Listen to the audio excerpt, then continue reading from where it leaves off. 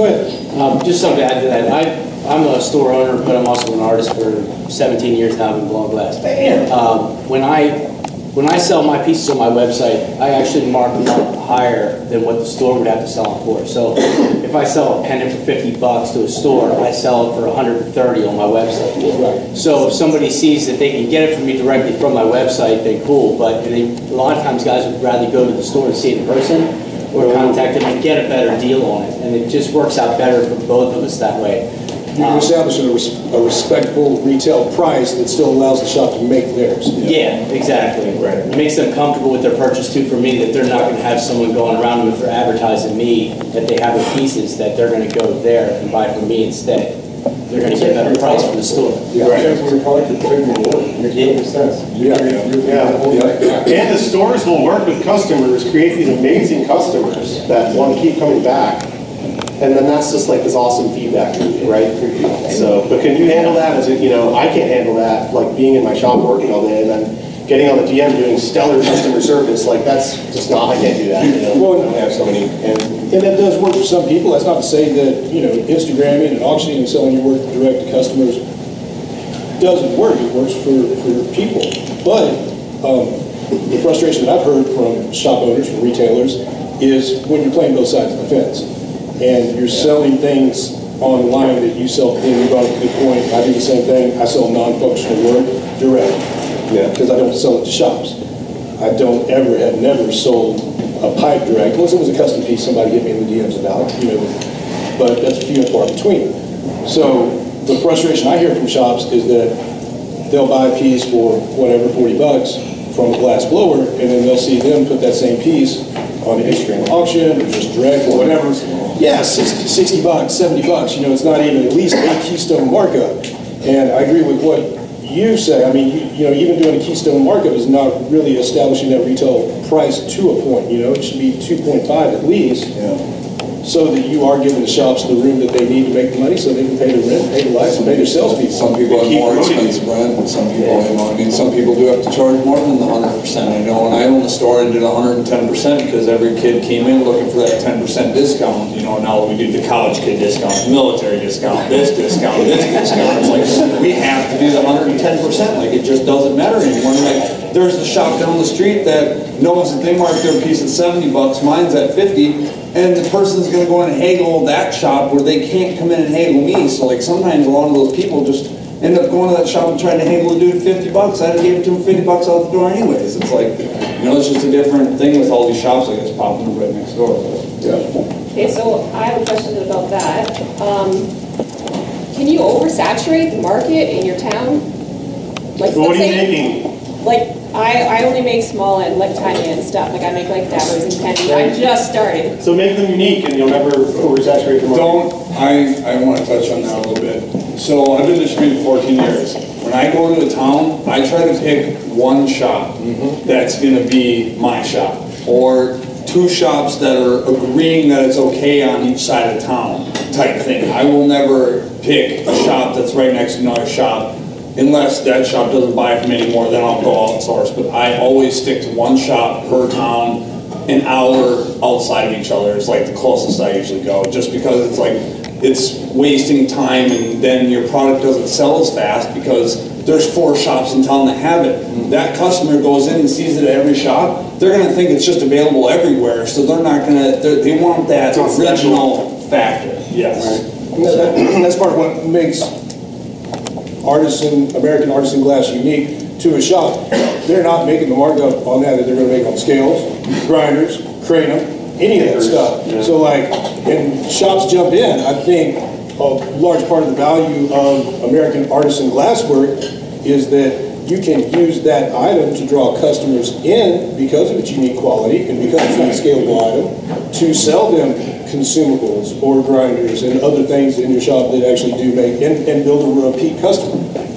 Yeah, and something to say on that is that to oversaturate your town obviously bases kind of off of how many people are in that town. So you can imagine I've been at this Eugene Saturday market. I don't really sell a lot to head shops pipes necessarily. I sell a lot of marbles and pendants and shot glasses. And so just another thing that you can sell to the head shops besides just a pipe, but I've been selling, check this out, you won't believe this. I've been selling about $50,000 worth of glass in my town by myself at this little booth, farmers market booths.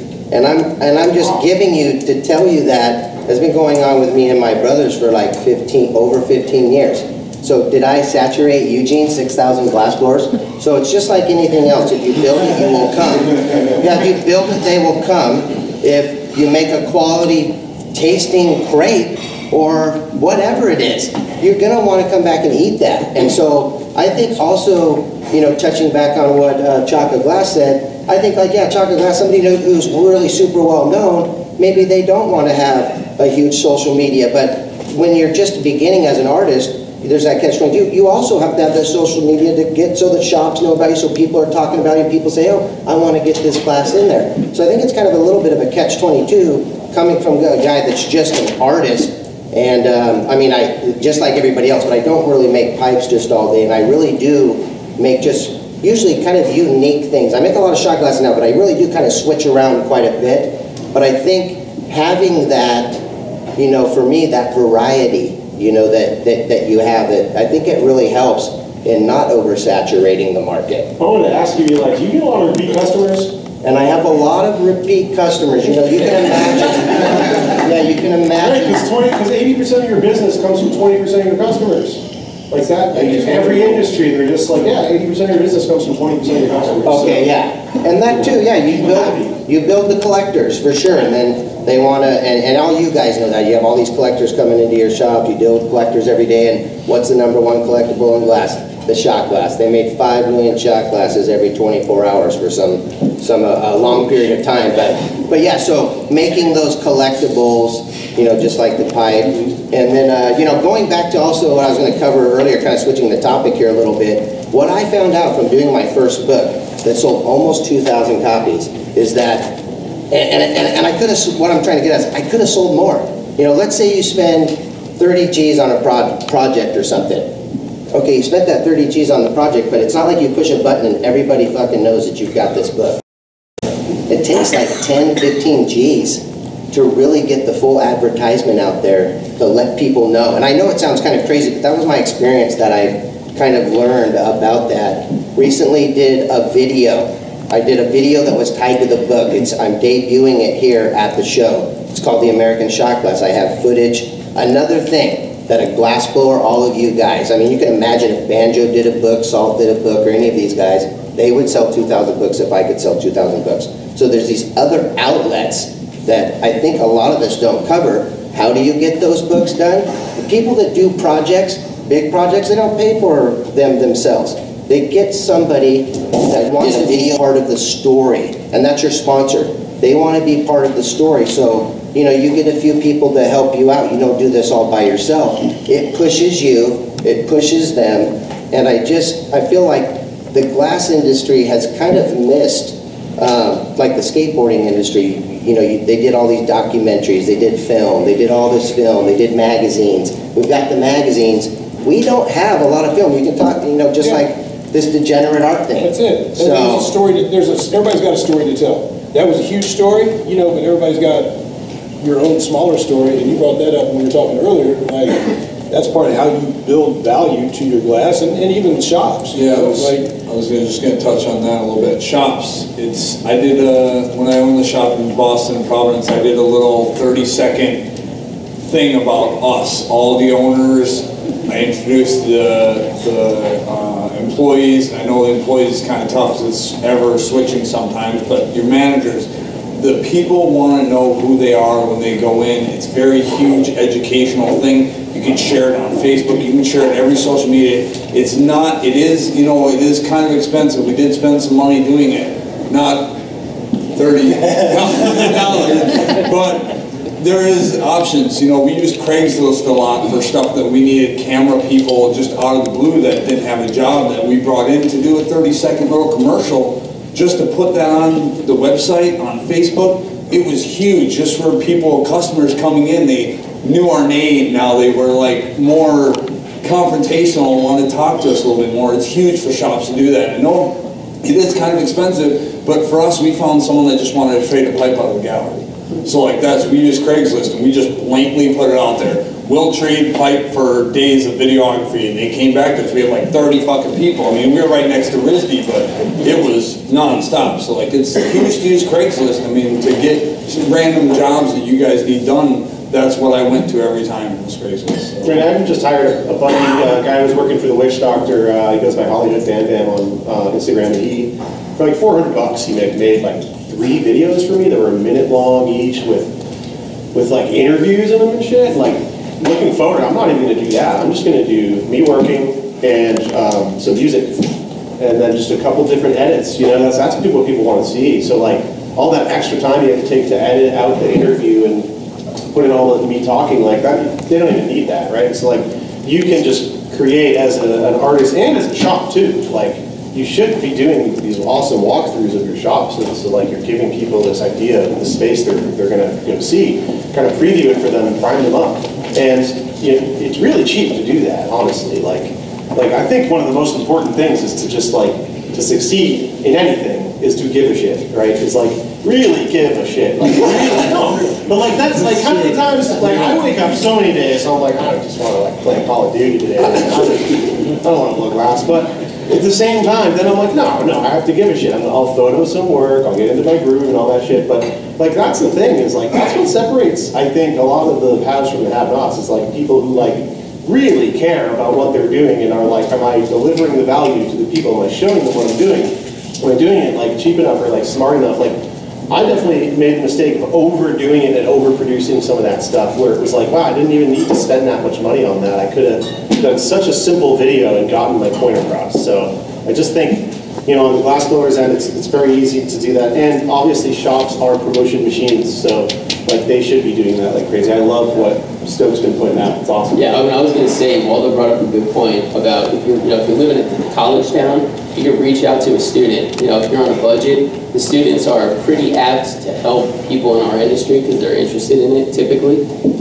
So you'll be surprised at how quickly and how cheaply you can get some video footage made if you're having an event or something you want to cover, and particularly for social media. Just a 30-second video goes a long way. And it's also like an event costs more time for you guys than money. Yeah, well, right? It's like more your time you're putting in. Yeah, I mean, it's definitely a lot of time. It is, but also in the same token though, like those events, I feel like bringing the live glass blowing into the shops, I think is so huge. I think that's what builds the appreciation, and that's what builds the understanding for why these people are paying the dollar that they're paying for the pipes, So, we've been lucky enough to be able to build the studio above our shop, and we now have constant demos and classes and stuff like that. But even if you can just do a small thing outside, set up a small booth or something in your shop, I think it's hugely beneficial, draws crowds, and again, the appreciation and the respect for the artist. And another thing I just want to touch on real quick while we're on it is that, like Shaka said, to do a TV commercial, 2 Gs, or more. Right now, we don't have people like going to their TV to check their messages. We're all so fucking lucky that we can actually do a commercial for the first time to reach more people than what a fucking TV ad does for $300 or $400. And so, just imagine if you had 50 fucking guys right now all do a commercial. All of us that did a commercial. You know how much it would raise the glass industry as a whole on Facebook? What's another really cool thing? Run that fucking commercial like 3 times a week. Yeah, some people get kind of like, oh, I don't want to see that shit again. Use that fucking, fuck the algorithm. Like, use that commercial, keep pumping it, keep sharing it, share it on 30 fucking groups.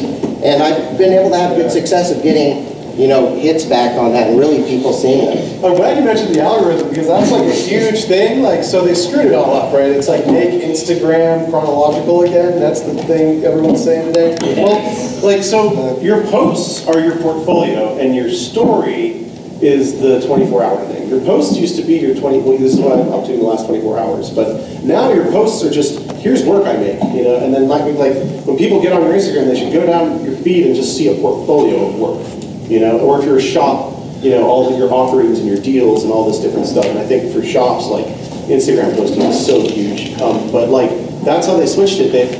The stories are now your like most recent activity, and your posts are just portfolio. Here you go. Here's some nice finished work, whether you see it today or in a month. So. Yeah, social media is definitely one of the cheapest and most effective ways of marketing yourself, whether you're a glassblower or a store. And it's unbelievable. I just want to touch on something since you guys are already touching on it. As a shop, well, a couple things real quick. As a shop, I find advertising our shop on Facebook is almost impossible. Yeah, it is. I mean, it's almost nothing. I mean, you pay the money and they'll knock your shit right down. They don't even care. Like, you cannot promote. We find that Instagram is really the only platform to use effectively. We've tried paying for advertisements and things like that on Facebook, and we've been denied. And even if you can get it across, I don't feel like it's as effective because our market is so drawn into the Instagram platform right now that's just really where it's at. I was going to say, I want to touch on Facebook a little bit. So when I owned the store, when we started on Facebook, we had the 2 different Facebook accounts. We were not paying for any Facebook promotion at all. We were getting 30 to 45 likes a picture, which isn't too bad. And we started paying for it and went up to 100, 150. We started lowering the Facebook, and then all of a sudden we were getting 1 to 2 likes at the end. So as soon as we started paying for it and stopped paying, we had 12,000 followers, and we were getting 2 to 3 likes a photo. Right, it's like not real. After we started paying for it, you're locked in for life to pay for that for the rest of your life. Well, Facebook, I just would not. I don't want to say, I don't want to be one of those people who's like, don't use that, use that, like use everything, obviously, but like I feel like if I want to sell a bong to grandma, I'll go on Facebook. I mean, the Instagram link now is a huge thing with you posting on Instagram, being able to share that on your Facebook. The only thing I saw when I started doing that is you have to go back into Facebook and tag the artist in those posts to be able to do it. So like if you're gonna just post off Instagram, make sure someone goes back in and tags the artist in Facebook. They don't have to do anything else. Just tag the artist, because then that gets that much more interaction with it. Right. Well, and that's reciprocal. It should have a boomerang effect. We go on and when we do a drop to a shop, then we try to take a picture of that package before we mail it to them, or while we're there dropping the glass off, and we put them up on social media. In return, they also tag us, and just got a trip of New American Helix here, yada yada yada. So it's got to be a symbiotic relationship with you and your shop. I want to kind of cover, I guess, since we're on advertising. Other than social media, is there other platforms that you can use effectively to advertise your shop? Whether it be like publications that are local to that area. That's what I was just going to actually touch on. So when I owned the store, I was the business partner. I was going out to every shop. There is plenty of platforms with local venues of music that you can pay your employees, get in with the music venue, get 2 tickets to every event, give them to your employees, and have them hand out flyers. That was the biggest thing. Any event in town, you can print the wristbands, your shop on the wristband, and give it to the local venue. They don't have to pay for wristbands, they're freaking stoked. Bars, coasters. Bar coasters, huge. Bars always look for posters. Print your advertising on one side, the bar on the other side, hand that to every bar in your town. You know how many people are going to look at that shit? That was the only thing. Like when I did social media, like when I did advertising for my company, I was on the ground level. I wanted to be out there meeting every single person at every club. I wanted to be at every bar. That was the most successful thing. Sending my employees to the shows, doing stuff like that, printing out wristbands to local venues, doing bar posters. That was my thing.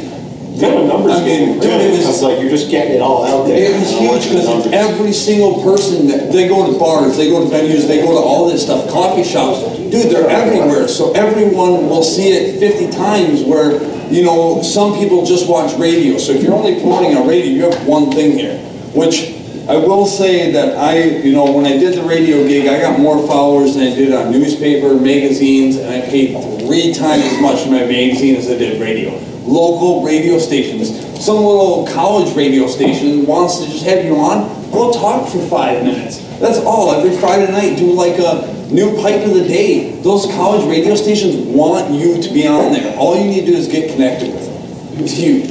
You gotta remember, like, not everyone blows glass. Like, I forget that. I'm surrounded by glass blowers, so I forget. And not everyone does it, and people actually want to see what I do, you know, and like, kind of like hear about it on an interview on a college station or something. So, Tell them that story. which one? Tell them the story. Yeah. Oh, yeah, exactly, right, yeah, whichever story it is, right, yeah, exactly, yeah. And I think putting it into a story is good too, because that format, like, is emotional, right, and people like that. So if you're marketing yourself, doing it in a story format is huge. Guerrilla warfare marketing. Yeah, exactly. Is there any value in, or if you can maybe tell me any pros and cons of marketing to like a specific group? So say men over women or... I think there's plenty of value in that, you know, I think people differ in their tastes and what they like, you know, and I think like... So like would you market the same thing twice?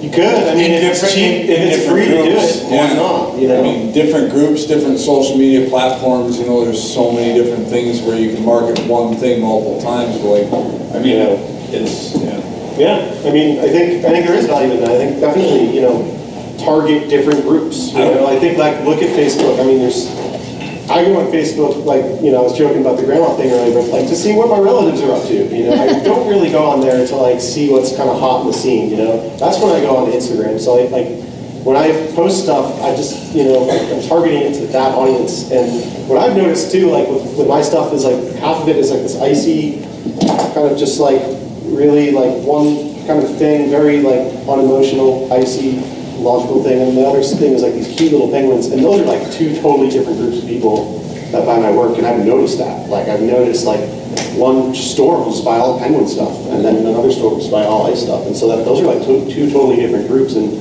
if I was smart about it, I'd just pick one and just market that, because then you can really hit it hard. But Are there any cons to it? Like have you seen like blowback? I think you can spread yourself too thin. Yeah. You know, if you're like trying to market to everyone. You know, I mean.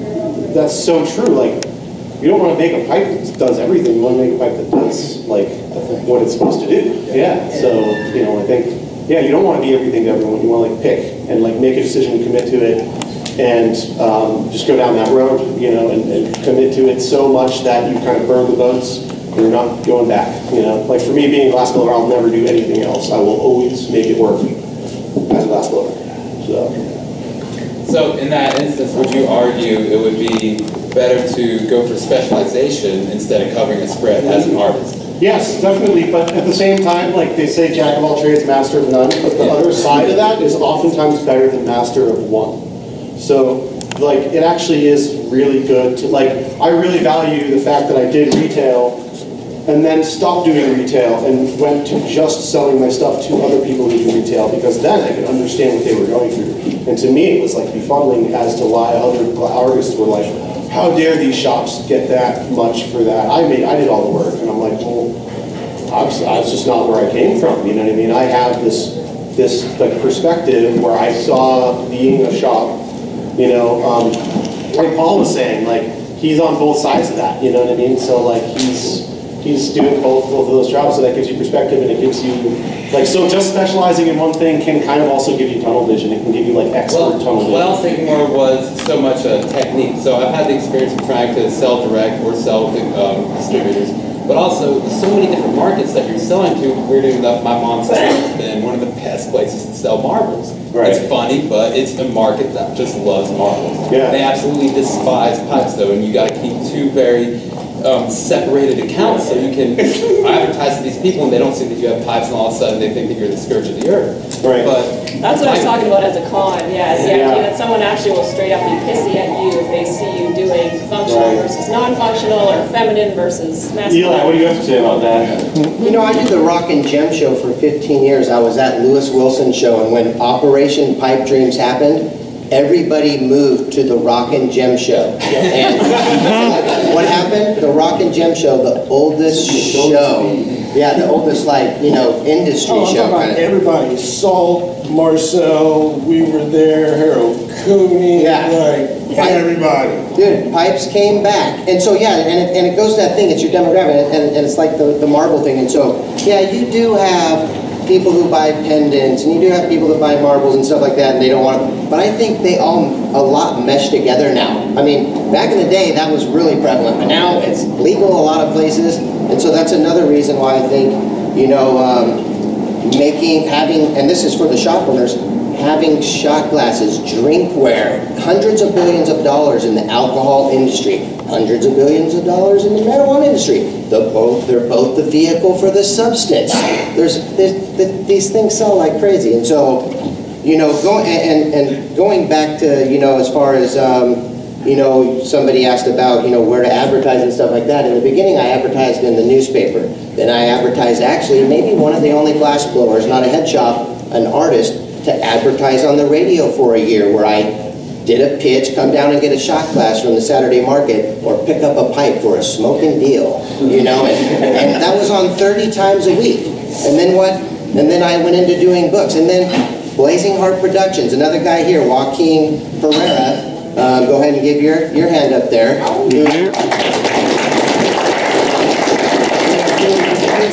Who's here this year and produced the video that I have debuted, everybody can come and check it out and kind of see, I was kind of talking about this earlier, that the videos of it has a little entertainment, it has a little bit of, you know, the history of the shot glass and coverage from the Corning Museum. You guys can all get anything you want from the Corning Museum. If you want to do a video and you say, man, I need the research on this, you call the Corning Museum, they'll assign a librarian to you. You can do this if you're a head shop. You want to do a Sherlock show. You want the history of the Sherlock, the calabash, the 3,000-year-old pipe they found in Pharaoh tombs that was actually a piece of squash. It was called the calabash, and I know a lot of you know that. But you can, when you're telling your story, get it backed up by the Corning Museum and tell everybody that. You know, those kinds of things that I don't think all of us really do and take advantage of, the resources to really, you know, bring our glass to that next quality. It's not about just what you make. It's about how you sell yourself, how you tell the story, and I think a lot of it has to do with personality, you know, how you treat people. And so I think that's a big one sometimes, that we you know, we're all potheads and this and that, but that's been my experience, you know, and I think the glass community is good at that, but yeah. So just like on the subject of Facebook, just out of curiosity, I know somebody who's in a different industry who mentioned the buy-sell section of Facebook, and I'm just curious if any of you guys have used that as listing for glass artists in your area or any of that? I have not used Marketplace for sales on anything. I know that Facebook is kind of rough on some of them. Some of us, I mean, after a while, once we started paying to promote, after we stopped paying, they kind of kicked us off and wouldn't let us post a bunch of shit. So like, I know Facebook is very hard on a lot of us, which way that goes. Depends, I guess, in your area or how critical they are, what they find on that subject. We have all of our stuff on our website up on the Facebook Marketplace, and we haven't sold one thing.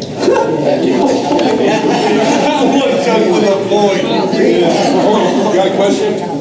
Yeah, if you read the stuff on that Marketplace, it says you're not supposed to sell tobacco products.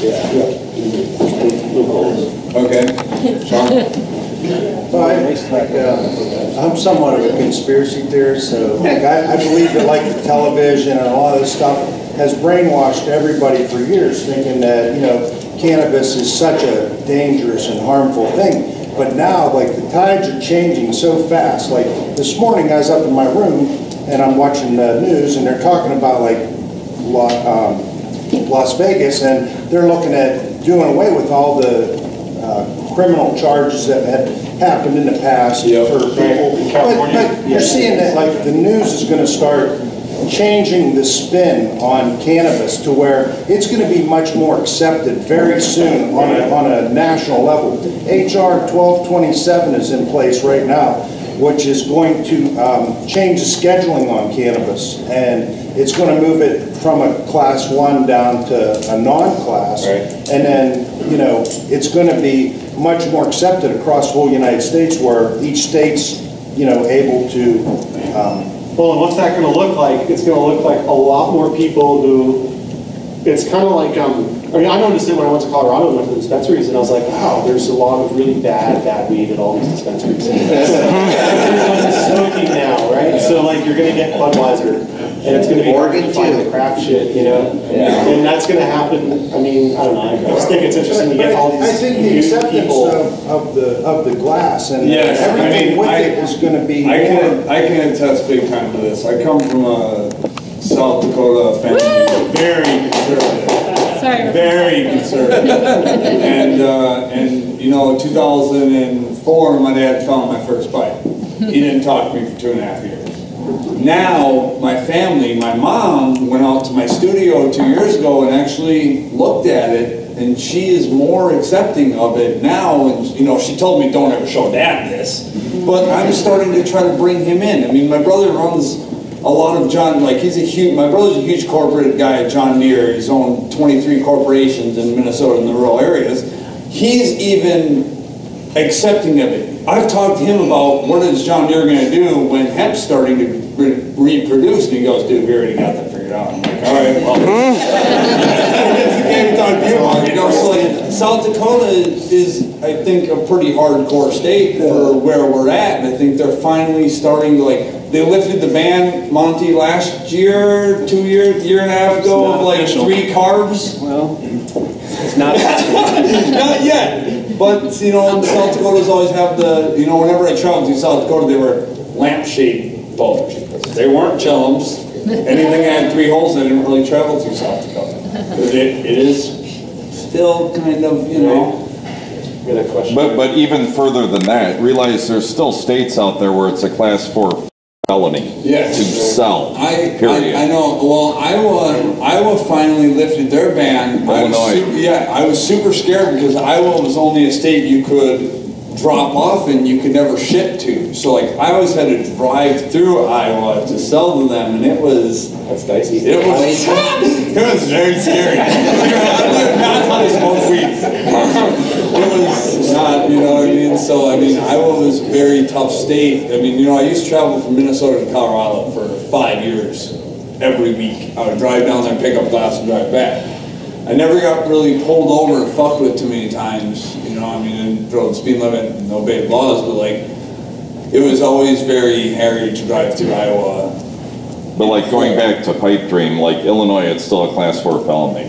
The post office will still prosecute sales. So maybe like an amended case ready to go, you know? I ship to Illinois all the time, I didn't even know that. I mean, I still ship. Right, that's... Well, under federal law, isn't it might be illegal? I mean, yes, it is, but I think, you know, and I don't think that they could ever go back to what they did in 2001 because of how many there is of us and how many lawyers and how much money the marijuana industry has right now, that I don't think they can ever go back to that. I'm not saying that there isn't going to be restrictions coming or something, because, you know, we are such an underground market that like our taxes and like we've been like, okay, this is there, that's there. I think that's going to come a lot more to law. You know, one thing I really have to bring up, when I went into taxes on the 2nd of this year, the first thing she told me is, she goes, how many states are you selling this year? And I'm like, 44. You have to pay taxes in every single one of those states. And I'm like, wait, what?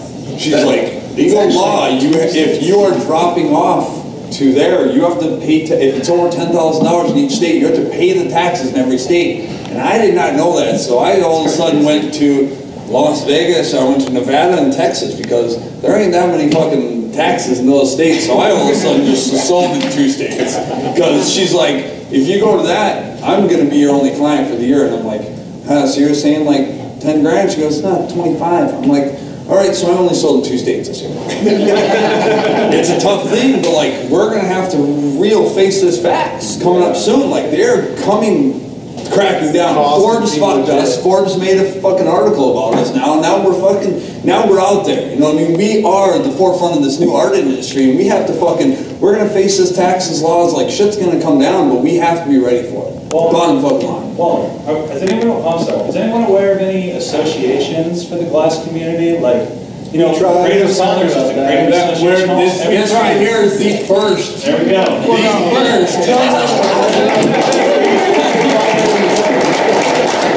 This is our labor union right here. Seriously. We need to start talking about it. Hold on. That's not necessarily true. We have tried several times before.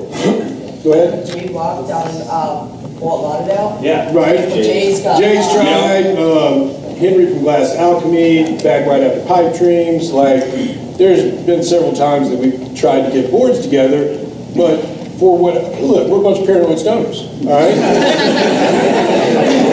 We don't trust shit, so everybody's got a fucking agenda. So like, it never worked. You know, like, oh no, man, you got too many fucking people that make shit that you're trying to sell to us, so y'all are just fucking scamming. So I'm not joining that shit, or whatever. But like, you know, are we at a point to where that needs to be legitimate? Like, is it finally time to like, okay, we've been doing this long enough together, we can trust each other. I mean, you know? we would have to create some kind of a thing where people would start, you know, artists would start donating pieces, shops would maybe start donating lawyers' time. Like, there would have to be something coming from the industry because it's huge. I mean, back in 2010, I wanted to give health benefits to my artists.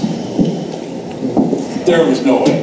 I had tried through and through to try to even do that, you know, because a lot of jobs now, health benefits are coming through, and like to try to give that to an artist that's working in your studio is like, dude, it's detrimental to the whole fucking. I mean, I shut my studio down 3 years ago because I couldn't deal with it. Like, everyone was trying to, Those kind of groups can merchant contracts too, like merchant processing contracts, so you can negotiate down lower rates for a whole group of small businesses. Right. And I mean, I think insurance policy efforts. We have a full-time lawyer that monitors all the state's laws and notifies the entire group when something changes. It would be great to get a United States lawyer wrapped up in our community to try to get that instated, just to try to get something going, because you know, a lot of us, like he said, are stoners, and we don't really fully know that whole factor of what's this, what's that in this state. I mean, I drive through every fucking state to sell glass, and I know I'm not supposed to, but I fucking do.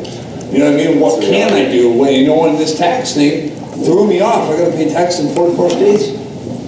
Oh, what? I shipped that. Yeah, and all of a sudden I'm from Minnesota, and I shipped everything from there. I'm like, holy fuck. You got a question back here? Yeah, I did. So I was curious about buying and selling in Canada, or like from Canada. Will you guys buy from Canada? Will you sell to Canada? I mean, we have an entire country, or at least a huge number of states that are about to go legal. Yep. I don't know if you guys are on board with that, but Seattle's closer to Vancouver than it is. One thing that I've came into contact with selling to Canada is filling out the forms. I think that is very important to talk about right now.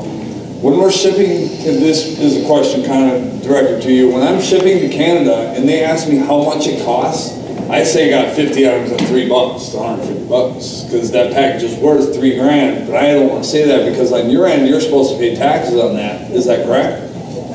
I'm not a retailer, but as far as I understand, yes. Okay, so like, how do we? There's like a duty. Yeah, so how do we go about that? I mean, is that like kind of a like gray area where we can say there's 150 pieces in there and they all cost the same, even though some are $3 grand, some are $50? Like, how do we, like, that is a good point, because I ship to Canada, but like, I've always been like, oh yeah, it's only $150. That's, so like, how do you? Well, then would you buy from Canada too? Oh yeah, I mean, I have artists that ship to me from Canada that I represent that will just trade quartz, and that's 0 to 0, so like, that's okay with me, but I've never actually bought or sent a check to Canada. I just usually trade artists and quartz.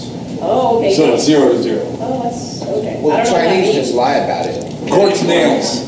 What? Quartz bangers, like a product for their rigs. So I just trade. Yeah, I trade them product for product. So there's you can't just do like PayPal or something. There's no it's 0 to 0. So like, I've always done that to Canada, but I've never actually paid. You know, I know the rates are a little weird too. With like someone that was like, yo, me to $350. He goes, oh, it's $407 Canadian. I'm like, fucking, I just need $350. So I'm pretty sure about NAFTA, North American Free Trade Association. If it's made in America or if it's made in Canada, you can ship back and forth without. No. Okay, that's something that maybe on the maker's end, but maybe not on the shop end necessarily. I don't know. Does anyone know about that? I didn't hear what he said. NAFTA. I ship to Canada, and the shop that I ship to just pays the tax. Yeah. So I just say it's like $1 grand, and they just pay whatever the tax is. Yeah. Right. Are people in the States less likely to deal with Canadians? No, not necessarily at all. I mean, I ship all over the place. It's like just something that like, there's that border that I don't think has been fully came here to the States to really rep Canadians and us go to Canadians. You know, I don't think there's been that trade show, and a lot of us have felonies, so we can't really go there.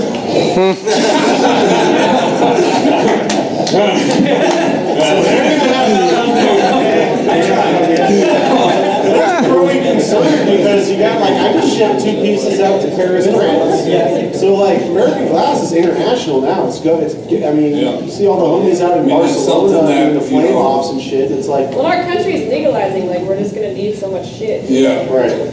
Yeah. Yes, I'm down to send you anything you want.